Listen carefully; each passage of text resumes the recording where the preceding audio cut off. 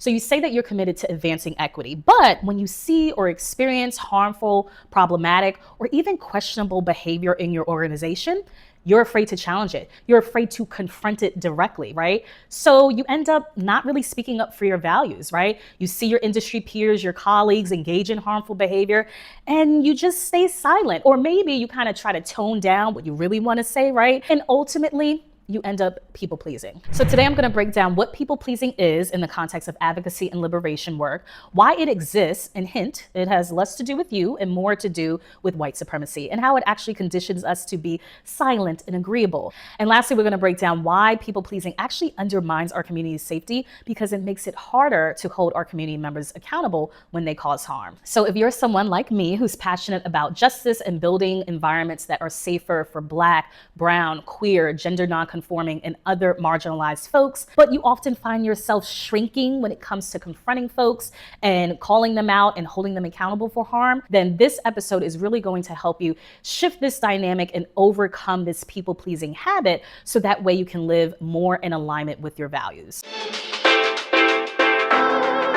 And if you're new to my work, hello. I am Michelle Nicole. I am a criminologist turned restorative justice consultant and racial equity strategist. And I really help justice-driven entrepreneurs and organizations practice accountability from a place of courage, care, and repair. So that way all of us can experience the equity and safety we deserve. So when I'm talking about people pleasing, what does that mean, right? So I like to teach about this and really think of people pleasing as this idea that we just have to accept whatever. We have to accept harmful and problematic environments and behaviors. And in doing so, we prioritize the feelings and the judgments of others, right, who may be causing that harm.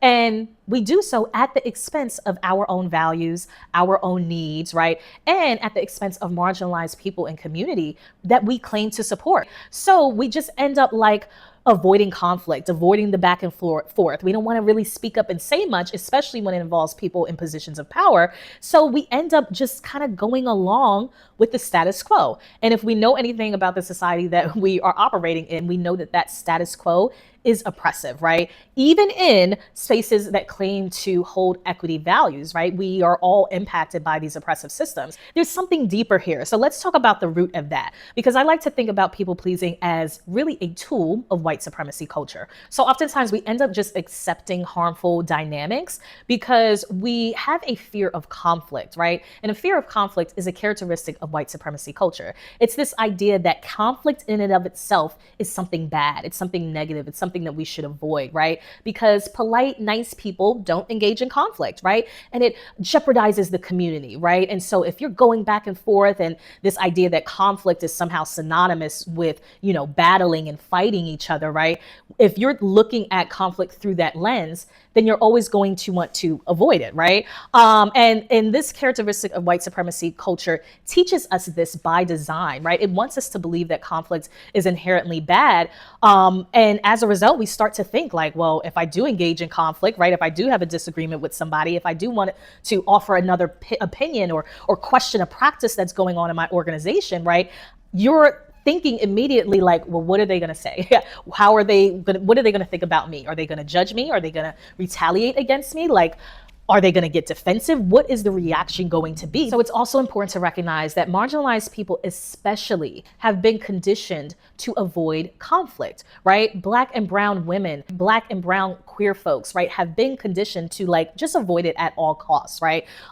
Because why? We are shamed for it, right? We are punished when we speak up, right? When we go against the status quo, oftentimes those who are getting the brunt of negative reactions and defensiveness are those with the least amount of social power. And particularly when we talk about women, right? Women have been socialized to be agreeable, right? To just go along with the flow and not, you know, be too combative, too aggressive, too assertive, right? And as a result, we just kind of shrink a little bit. And so when we operate under this fear of conflict, right, it ends up upholding oppressive dynamics, right?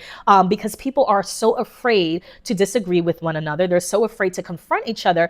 What ends up happening is that we just end up perpetuating more and more harm because people are being policed for speaking up, right? For speaking truth to power. And this aspect of white supremacy culture may be reflective in your own organization without you even realizing it, right? And this can look something like, okay, when someone has a concern or a challenge, right? It's like folks are like, well, this isn't the time or place to talk about that.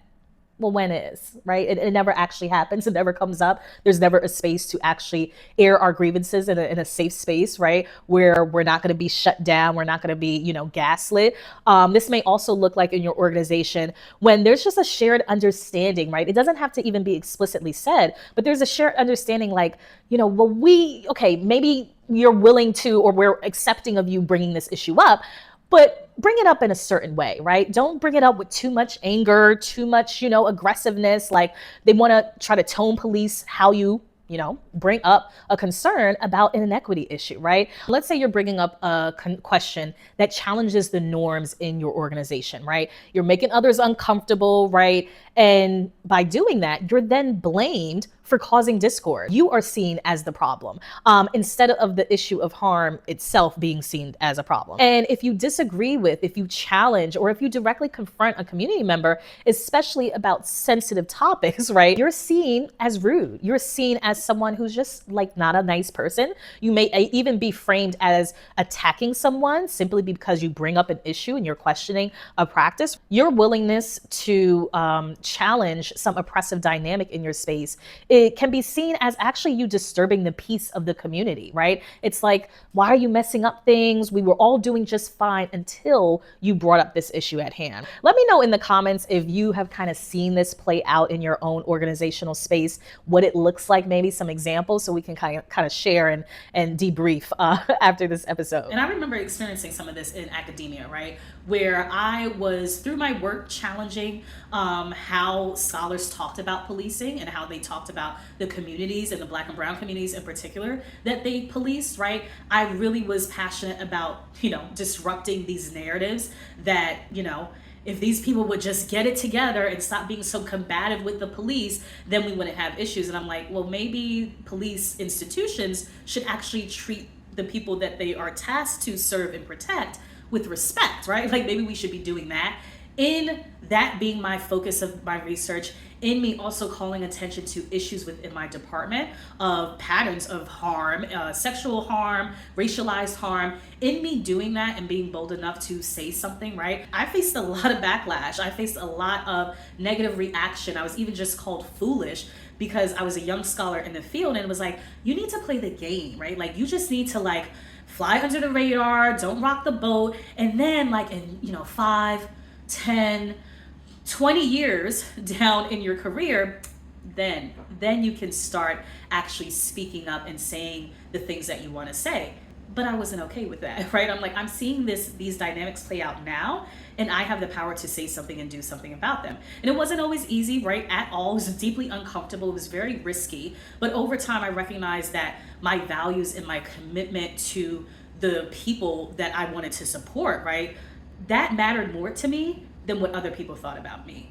That mattered more to me than, getting passed over for an opportunity to work with people that I didn't even really want to work with in the first place. And so because I know what it feels like to be labeled as the problem, right? I am really passionate about supporting my clients and helping them overcome these people-pleasing tendencies, right? Because I know that when people do not feel safe enough to speak their truth, what happens is that the community suffers, right? Because harm continues to perpetuate, right? The cycles continue, right? No one gets support, the behavior doesn't change, and folks who actually are concerned with the behavior, oftentimes they are pushed to leave the space, right? They can't take it anymore, they're not supported, right? And so they leave the space feeling mistreated, feeling just hopeless, right? And I don't want that for any of us. I believe that the people in our community spaces who have the courage enough to speak up, they should not be villainized. They should not be cast aside, looked over, retaliated against, right? Simply because they had the gall to say what we probably all see and are thinking as well, particularly those of us who hold anti-oppressive and equity-driven values. And it's so interesting, right? Because a lot of my clients don't even recognize their people-pleasing tendencies. Because they feel and believe that they are someone who is committed to challenging oppressive systems and dynamics, right? They are on the right side of things, right? they rationalize their behavior. They say, oh, I'm not people pleasing. They say, I'm just, I'm being a nice person. They say, I'm being a team player. I'm just kind of avoiding the drama with my colleagues and my community members. Like, rather than calling them out for every little thing, like, I'm just gonna leave it alone just to avoid all the back and forth and the drama of it all. But in doing that, we actually just further the cycle of harm, right? We allow for the status quo to be upheld, and people never even get the opportunity to recognize that their behavior is harmful, and they certainly do not get the opportunity to change their behavior.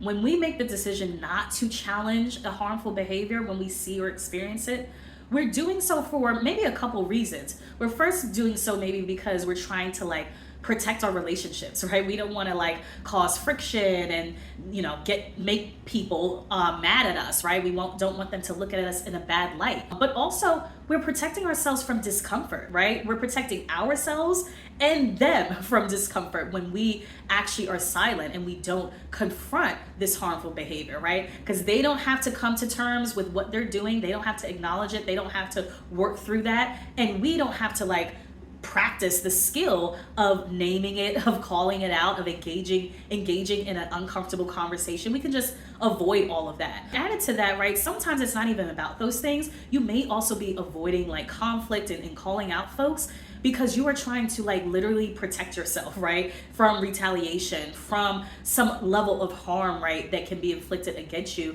in response to you speaking up, right? These are very real concerns, particularly for Black and brown and other marginalized folks, again, who experience the backlash at a higher level, right? But here's the truth, right? People pleasing is not gonna save you. It's not gonna protect you. I know that you think it does, right? And I have thought the same at times. But in the long term, people pleasing is actually costing you more. So for one, people pleasing is costing you your integrity and your authenticity, right? When you are willing to prioritize everyone else over the things that you are deeply committed to, over the communities that you say that you are committed to, the communities that you say that you are allied to, right? You sacrifice, right? You sacrifice something really deeply important. And also you sacrifice who you are as a person, right? You're not showing up in your true form, right? You're trying to just, operate and consider everyone else, and you become a lesser version of yourself. You may try to, not come off as too much, not be too direct, too assertive, but for folks who are committed to upholding white supremacy culture and other oppressive systems, for folks who are committed to avoiding accountability, you will always be a problem, right? It doesn't matter how nice you say it, they're always gonna have a problem with you actually just calling out the fact that harm is in this space and they have caused it. And people pleasing is also costing you your community relationships. When you hold in what you really wanna say, it's still there. You still know it's there, right? And that is building up. You're building up resentment, right? And so oftentimes what can happen is that at some point you're then gonna just blow up on folks, right? And they're like, wait, where did that come from? And it's because you've been holding it in. Instead of taking the time where it was small instances of harm, right? Instead of speaking to that, you let it get so big to where you're forced to say something, right? And then again, that just leads to further disconnection. And then the harm isn't able to actually be resolved. And as a result, all of this is costing our communities its safety. It's costing marginalized folks their safety, right? Because we are too busy prioritizing everyone else over their needs. We are too busy prioritizing order in a community versus real safety, right? When we are concerned with real safety, that means we are recognizing the needs of folks, right? We are hearing people, we are calling attention to harmful conditions, regardless of the risks, right? When we are concerned with order, we are only wanting to just have this appearance and this false semblance of peace in a community. We are just not wanting to have any discord. We are not wanting people empowered to be challenged, right? That is what order looks like. But real safety is something deeper, right? And we really have the power to create it when we start to shift these dynamics. People pleasing is honestly so draining, right? And I really want you to start to use your energy for more impactful and necessary things, right? If you're ready to stop like stressing about this whole accountability process, if you're tired of shrinking yourself while you try to hold other folks accountable, and you really want to move into a place where you can start to use conflict as a tool for collective liberation, then I want to invite you to an upcoming workshop I'm hosting where we're going to be unpacking and doing all this work together. It's called 5 Steps to Confronting Harm: How to Navigate Accountability Combos when you or your community members are conflict avoidant. I think we've all experienced that type of person. I think we've all, if we're honest, been that person as well. So you can sign up for the workshop by clicking the link in my show notes or in the description box below. Inside this workshop, I'm gonna be teaching you how to navigate the shame and the defensiveness that can come up in accountability conversations, right? So that way, this whole process doesn't have to feel so frustrating, so overwhelming, so combative, so awkward, right? And that way we can actually move to a place where we are preventing harm in our community spaces, we're repairing it, and we're creating safer environments for all of us. So if you're ready to build on this work and move into the implementation phase of things, you can just click the link below to get started and sign up today. I know that there is so much power in owning our voice. And when we let go of the need to be liked, powerful things can happen. Change can actually happen because we're not focused on things that don't matter, right? And as someone who is committed to building a more equitable world, right, that is free of these oppressive systems and dynamics, we have to be okay with being that villain, right? We have to be okay with ruffling feathers and not being liked. We have to recognize that this is part of the work, right? That we should accept and expect that people will not like us when we speak up, right? To disrupt these systems that have been normalized. That's what it is, right? So now that you know what people pleasing is, how it shows up, now we got to work to overcome it, right? Check out my next episode of the podcast where I'm going to be breaking down a 3-step process where you will be able to shift from people pleaser to someone who is able to stand in their power and confidently confront folks and hold them accountable when they cause harm. I hope that today's episode has been valuable. If it has, please let me know. Reach out to me on Instagram at Passion and Power. Let me know how you have been seeing people pleasing come up in your own community spaces. And until then, I will see you on the next episode. Let's truth talk soon.